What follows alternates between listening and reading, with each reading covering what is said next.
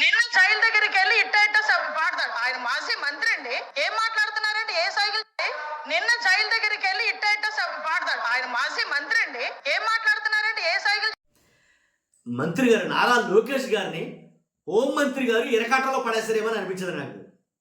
Home minister గారు వంగలపూడి అనిత గారు నారా లోకేష్ గారిని ఇరకాటంలో పెట్టారేమో అని అనిపించింది. ఎందుకంటే శాసన మండలిలో అనుకుంటా మాట్లాడడం ఇలాగా తిప్పుతున్నాడు ఆయన. అంబటి రాంబాబు గారు అంటే రిమాండ్లో నుంచి అరెస్ట్ చేసి రిమాండ్లో పెడితే వ్యాన్లో నుంచి ఎలా తిప్పుతున్నాడు ఆయన. తగ్గేదేలే అని ఎలా అంటున్నాడు ఆయన. ఏంటి సంకేతం? ఏం మెసేజ్ ఇస్తున్నాడు ఆయన?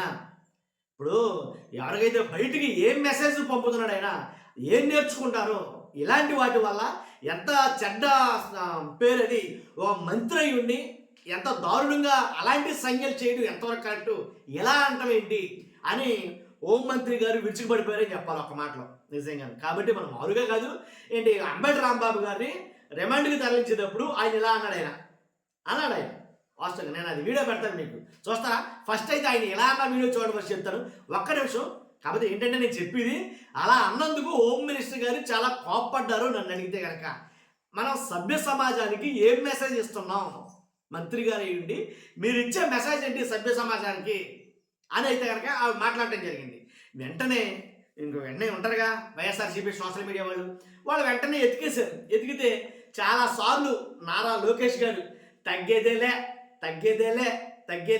అని చాలాసార్లు అన్నారు ఆయన చాలా సందర్భాల్లో. అవన్నీ పట్టుకొచ్చారు వీడియోలు. అవి పట్టుకొచ్చి పెట్టడం మొదలెట్టారు. ఇక ఏంటి మా అవే వీడియోలు నిన్న నుంచి విపచ్చంగా వైరల్ అవుతున్నాయి.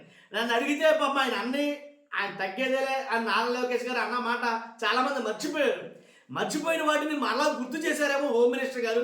అసలు ఆ మాట అంబటి రాంబాబు గారి విషయం, ఆ ఇష్యూ అక్కడ ఎత్తకుండా ఉంటే బాగుండేమో అని చాలామంది టీడీపీలోనే చాలామంది మాట్లాడుతున్నారు. చాలామంది విమర్శకులు కూడా అదే మాట మాట్లాడతారు. ఎందుకు అనవసరంగా లేనిపోయింది, ఎప్పుడుదో జరిగిపోయింది, మళ్ళీ గుర్తు చేసినట్టు ఉంది. అంబటి రాంబాబు గారిని ఇరికిద్దామనుకుంటే లోకేష్ గారిని ఇరికించారు అని అయితే మాట్లాడతారు. కాబట్టి ఆ వీడియో పెడతారు. వీడియో పెట్టే ముందు ఫస్ట్ నాది రిక్వెస్ట్ ఉందండి, లైక్ చేయండి. నిజమంటే ప్రజలు తెలియాలిగా. తగ్గేదేలే అనే దానికి ఎవరెవరు అన్నారు అసలు. కాబట్టి అలా అంటే తప్పేంటి? అర్థమైంది మీకు?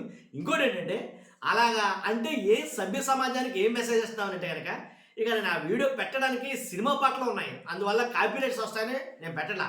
హోమ్ మినిస్టర్ గారు ఒక చోట ఒక స్టేజ్ మీద పాట పడతామంటే ఇళ్ళ కళ్ళు తిప్పుతున్నారు. మళ్ళీ చాలా చక్కగా కళ్ళు తిప్పారు. కానీ తర్వాత పాట పడతారు అంటారు హోమ్ మినిస్టర్ గారే.